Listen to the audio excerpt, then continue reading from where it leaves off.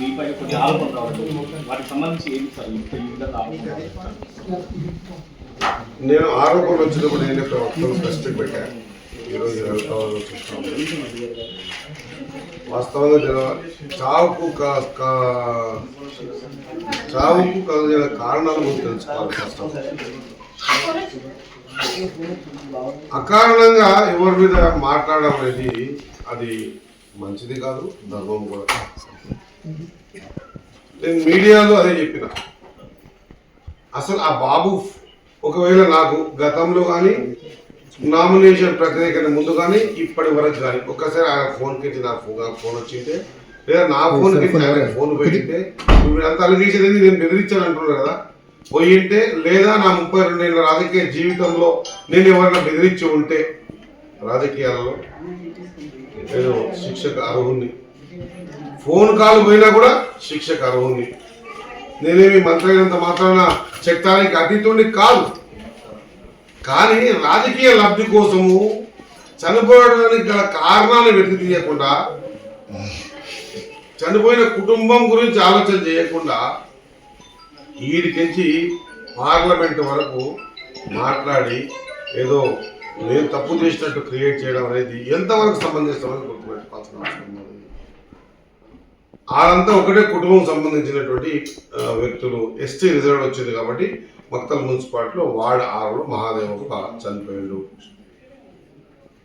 And ఊర్లో అందరూ చెప్పేవి 5-6 కారణాలు చెప్తా ఉన్నారు. ఒకటి భయపడ్డాడని, ఫస్ట్ ఏమో స్టార్టింగ్లో ఏదైనా స్ట్రోక్ వచ్చింది, తర్వాత ఉరి వేసుకుంటాడని, ఇంకొంత ఏంది పార్టీకి సంబంధించిన కొంత పెద్ద మనుషులతో కలిసి మేము ఉంటాం మీకు ఎందుకు అన్ని రకాలు చూసుకుంటామని ఆర్థికంగా చితికిపోయిన కుటుంబం, ఆ కుటుంబం కూడా మేము మాది కూడా మొత్తం మేము చూసుకుంటామని చెప్పి తర్వాత ఏమి చేయకపోయేసరికి భయభ్రాంతులకు గురి చనిపోయాడని ఎన్ని రకాలు చెప్పినా మేము ఒకటే చెప్పినాం.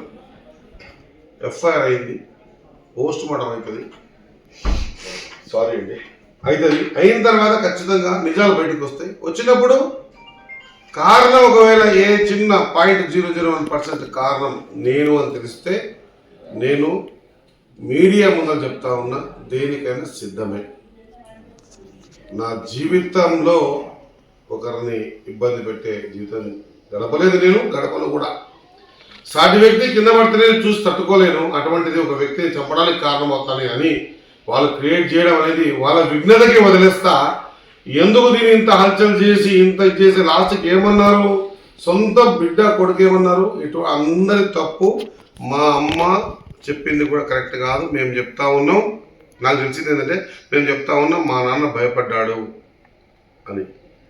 ఈ విధంగా రాజకీయ లబ్ధి కోసం ఇంతవరకు దిగజారే ఆలోచన చేసిండ్రు అంటే నిజంగా కూడా ఇంకా ఎంతవరకు దిగజారుతారో రాజకీయాల కోసం నాకైతే తెలియదు. కానీ నా మాట చెప్తా ఉన్నా, ముందు మనమంతా కలిసి అనుభవం లేని రాజకీయ అనుభవం లేని వ్యక్తిని తీసుకొచ్చి రాజకీయాలు నిలబెట్టిన తర్వాత బాధ్యత తీసుకోవాల్సిన అవసరం ఉంటుంది.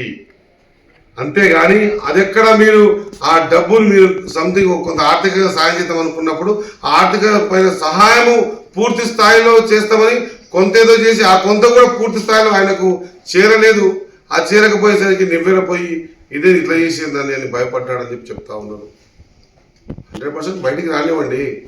నేను చెప్తా ఉన్నా నా మీడియా మిత్రుల ముందర ఇది రికార్డ్ చేసి లైవ్ చేయండి, చెప్తాను, తప్పేం కాదు. నేను ఏదైనా తప్పు చేసి ఉంటే నేను రాష్ట్రానికి మంత్రి అయినంత మాత్రాన నేను చట్టానికి అతిథుడిని కాదు. నేను సిద్ధంగా ఉన్నా, ఏ శిక్షకైనా సిద్ధంగా ఉన్నా. కానీ ఒకటి మాత్రం చెప్పగలుగుతా, ఈ విధంగా శవం మీద రాజకీయాలు చేసి లబ్ధి పొందాలని అనుకోవడమే పెద్ద తప్పు. పొందాలని అనుకోవడం పెద్ద తప్పు. కాబట్టి ఇది ఏం మెసేజ్ ఇస్తున్నాం భావితరాలకు? ఏం జరిగినా కూడా మన రాజకీయ లబ్ధి కోసం ఎంతవరకైనా మనము దీన్ని వాడుకోవాలని మెసేజ్ ఇస్తున్నామా? ఇదేనా మనం ఇచ్చే మెసేజ్? అర్థం చేసుకొని నడుచుకోవాల్సిన అవసరం ఉంది. నిజం నిప్పు లాంటిది, దాన్ని ఎవడు ఆపలేడు. మనం కొంత భగవంతులను నమ్ముతాం, భగవంతునికి జవాబు చెప్పుకోవాలి. జీవనం ఆ విధంగా ఉండాలి.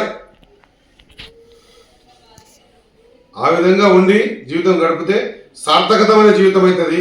ఇట్లా ఏ కారణం లేకుండా ఎక్కడో బ్లేమ్ చేసి రాజకీయ లబ్ధి కోసం చేసేటువంటి ఈ తతంగం తర్వాత శోభను గురి చేస్తుంది.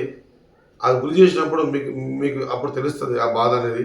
కాబట్టి నేను మీడియా మిత్రులతో ఆ కుటుంబానికి ఎవ్వరు హాని చేయలేదు, ఎవరి ప్రోద్భవం చనిపోలేదు, ఆయన భయపడ్డాడు అనేది వింటా ఉన్నాం.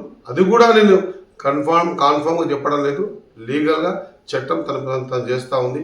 ఆ చట్టపరంగా ఒకవేళ ఎవరైనా దోషులు తేలినా తుదకు నేనైనా దోషి అయినా నేను సిద్ధంగా ఉన్నా శిక్ష అనుభవించడానికి. నమస్కారం. Thank you.